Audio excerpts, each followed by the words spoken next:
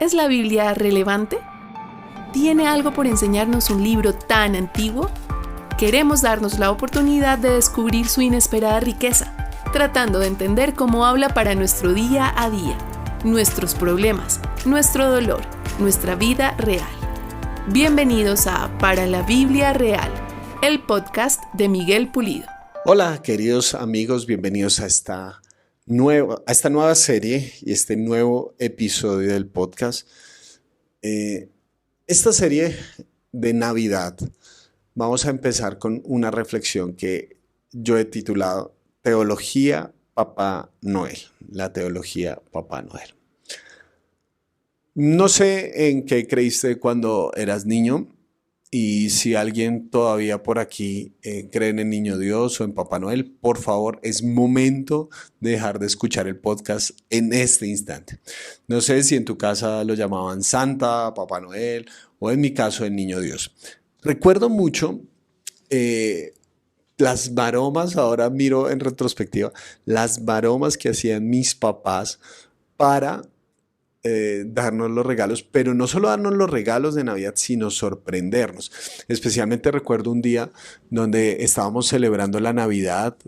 Aquí en Colombia acostumbramos a entregar los regalos a la medianoche del 24, bueno, sería las 12 del día del 25, el primer momento 12 de la noche, entonces se le entrega a los niños los regalos y se celebra la Navidad, no el 25 de diciembre de la mañana.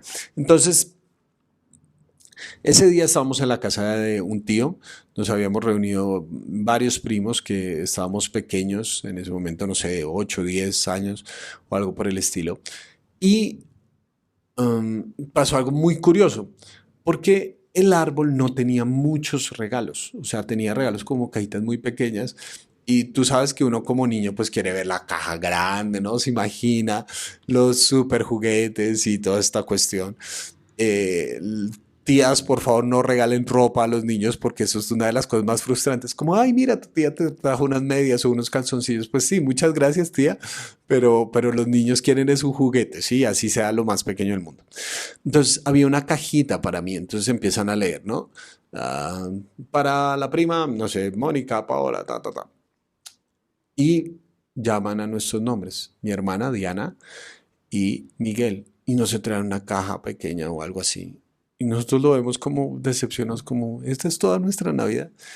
Y entonces apenas abrimos, me acuerdo que dicen busquen la bolsa de regalos. Y nos ponemos a caminar por toda esa casa. Era una casa de 2 pisos que tenía un patio gigante y todo esto. Y yo me acuerdo perfectamente cuando llegamos a un punto de la casa y hay una bolsa verde gigante con una M y otra bolsa gigante con una D.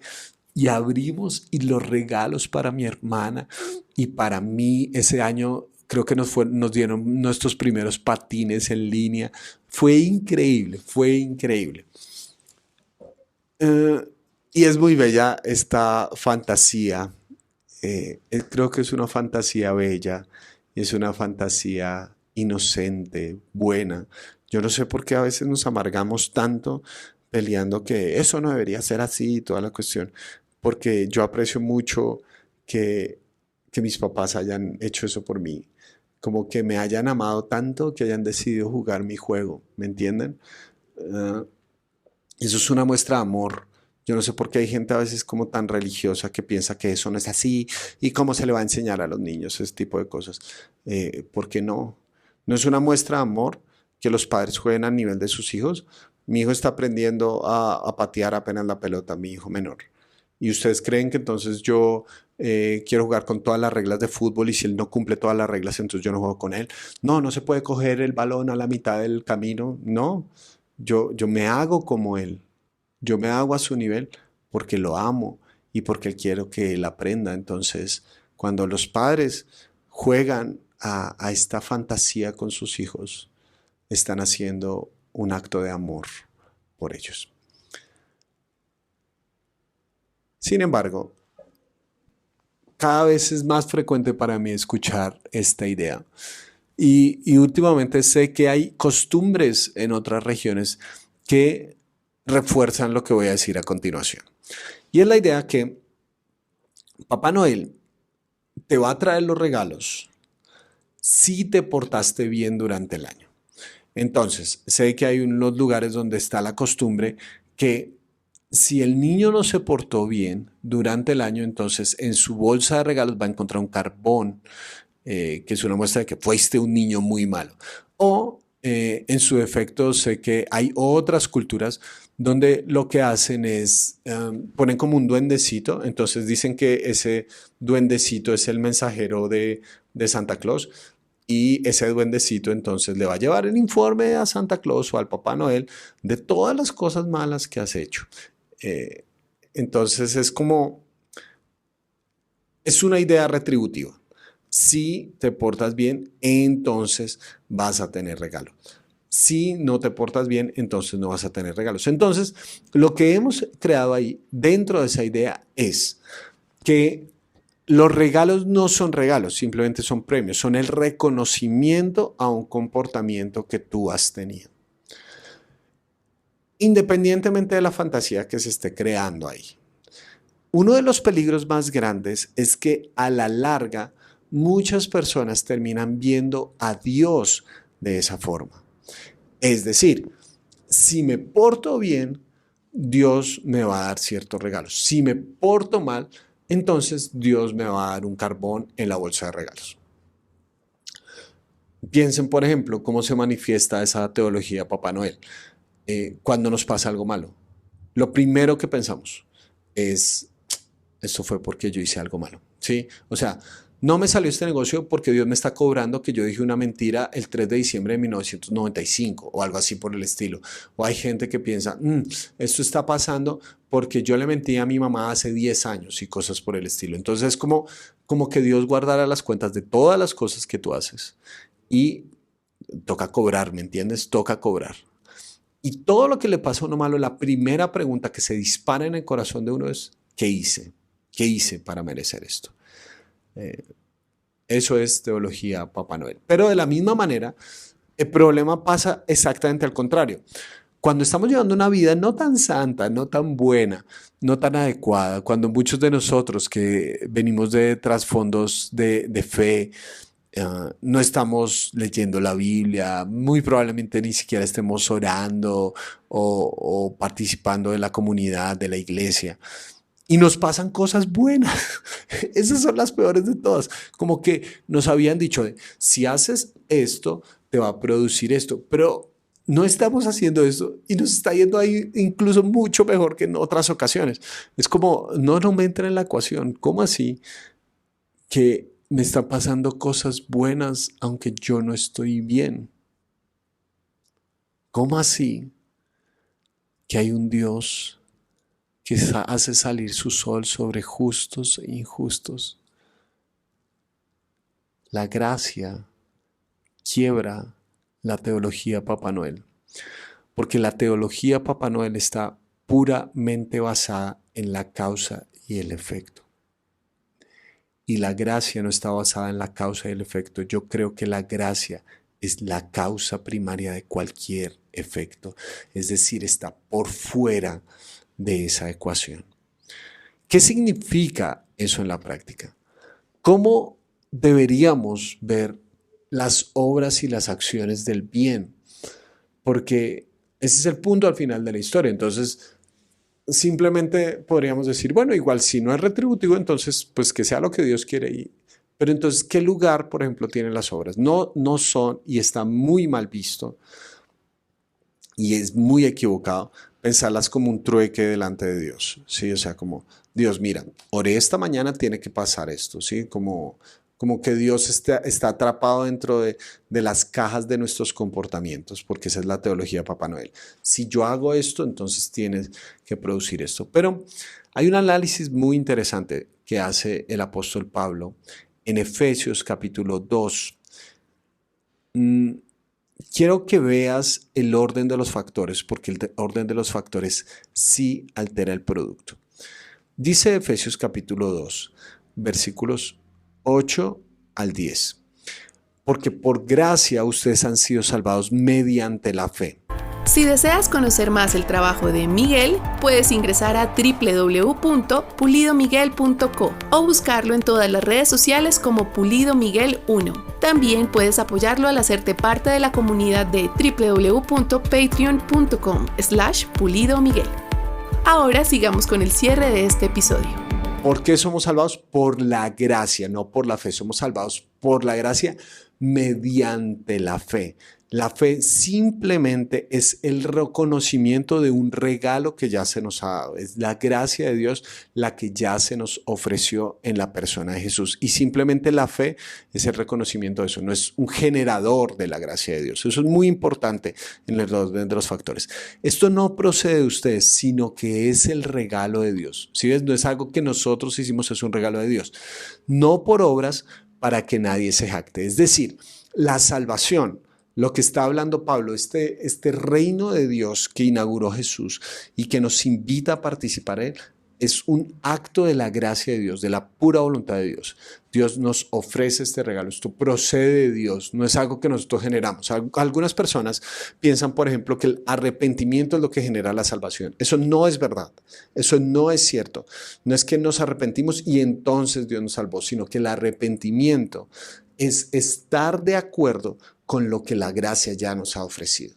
Que Dios nos ofrece a Jesús y simplemente nosotros decimos, oiga, sí, yo acepto, reconozco que esa es la verdad de todas las cosas. Yo puedo seguir pensando que la tierra es plana, pero es redonda. ¿Qué hacemos? ¿Me entienden? O sea, eso es un hecho objetivo y real. Procede de Dios. No es algo que yo generé, no es algo que yo hice. Y vean el orden del versículo 10. Bueno, decía el 9, no por obras para que nadie se jacte. No es una competencia. Bueno, porque somos hechura de Dios, creados en Cristo Jesús para buenas obras, las cuales Dios dispuso de antemano a fin de que las pongamos en práctica. El silogismo es muy sencillo. No somos salvos por obras, somos salvos para obras. No somos salvos por buenas obras, somos salvos para buenas obras, las cuales desde antes Dios las dispuso de antemano. Entonces, una persona que se ha encontrado con la gracia de Dios no es buena como un trueque, no es buena para generarle algo a Dios y entonces que Dios me ponga atención o algo así por el estilo, sino que la bondad es una consecuencia natural de haber experimentado la gracia. Una persona que sintoniza su corazón con el cielo y dice, Dios me había creado para esto, para buenas obras desde el principio de los tiempos. Yo entiendo esto de la siguiente manera. Hace unos años yo vivo en la ciudad de Bogotá y es una de las ciudades que tiene un tráfico más pesado, creo que incluso en el mundo. No sé si está ya en el top 5, 3 o 10, no sé, pero el tráfico es muy pesado. Han buscado mecanismos para que la ciudad fluya un poco más, entonces el no movilizar los carros durante ciertos días, ciertos momentos, pero el tráfico sigue creciendo y sigue creciendo y sigue creciendo. Hay momentos donde el promedio de movimiento en horas pico puede ser 5, 10, 15 kilómetros por hora. Es decir, a veces le rinde a uno más caminando que yendo en un carro. Y además es una ciudad, no sé si es una combinación entre espacio y corrupción. Es decir, el lugar donde nos encontramos en Bogotá es una zona, según entiendo, en algunos puntos muy húmeda, entonces eso hace que fácilmente se absorba el cemento, la tierra como que se chupe y bueno, se generen huecos y todo, además de malas construcciones. Por eso digo lo de la corrupción, malas construcciones, gente que intencionalmente hace huecos para lastimar a otros o simplemente por el deterioro del tiempo. Entonces, Bogotá es una zona que tiene muchos huecos, muchos huecos. Digamos la que nosotros llamamos autopista norte, es todo menos una autopista, sí, a veces es un gran parqueadero de carros. No me estoy quejando de mi ciudad, simplemente estoy dando un contexto para lo siguiente. Resulta que un día yo no tenía carro en ese momento, iba en uno de los puentes del Transmilenio y en una estación de servicio vi un Ferrari, un Ferrari. Yo me acerqué a la estación de servicio porque, hombre, un Ferrari no es lo más común del mundo, o sea, no todo el mundo tiene un Ferrari, menos en una ciudad como Bogotá. No sé en Colombia cuántos Ferraris hay, pero yo en ese momento vi uno. Entonces yo me acerqué, no sé ese tipo cuánto se demoró cargando ese Ferrari de gasolina, y cuando lo prende es un sonido que estremece a toda la bomba de servicio. Sí, eso es un carro de carreras, ¿me entiendes? Suena durísimo. Y yo dije, no, o sea, este tipo va a arrancar y de 0 a 100 en cuántos segundos lo voy a ver. Y cuando sale, sale a un trancón, un Ferrari en un trancón de Bogotá. Um, Ese no es un problema de contexto, de contenido, es un problema de contexto.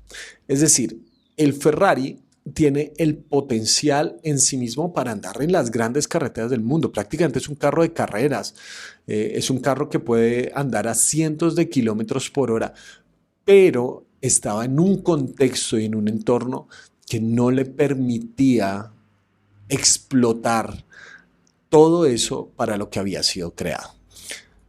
Yo entiendo las obras de esa forma. Dios nos creó con el potencial, las cuales preparó de antemano. Nos creó con el potencial de hacer mucho bien, de andar en las grandes carreteras del mundo, ¿sí? El diseño interno de ese automóvil tiene un potencial inimaginable, pero nuestras malas decisiones nos ponen en contextos que no solo nos limitan, sino que nos menguan. Es muy interesante, si tú pusieras un Ferrari durante mucho tiempo en un trancón, tarde o temprano su motor, como está hecho para andar en grandes carreteras, es muy probable que su motor se empiece a dañar. O sea, él tiene que ir andando a cierta velocidad, con cierta fuerza, pero este contexto lastimosamente lo mengua. No es algo para ganar, no es algo para demostrar. O sea, el Ferrari no va a demostrar que es más Ferrari solamente porque hace lo que está hecho para hacer. Simplemente es el contexto adecuado el que le permite explotar todo su potencial. Me llama la atención ese concepto, las cuales preparó Dios de antemano, obras que Dios preparó de antemano. Es decir, no es algo que nosotros generamos, no es algo que nosotros hicimos, no es algo que como que Dios diga, ¡ah! No puedo creer que Miguel haya hecho esto. Como que Dios se sorprendió de lo increíblemente bueno que soy. Como, ¡ay! No puede ser, Miguel fue generoso. ¿De dónde sacó esto? ¿De dónde se lo inventó? No, tampoco es como, ¡ah! No puedo creer. Miguel le dijo que no a esas cosas tóxicas que tanto tiempo lo habían dañado. Ay, no, ¿de dónde sacó la fuerza? Me sorprendió, bravo, Miguel. No, Dios las dispuso de antemano. Con anterioridad, Él ya había escrito ese potencial en nosotros.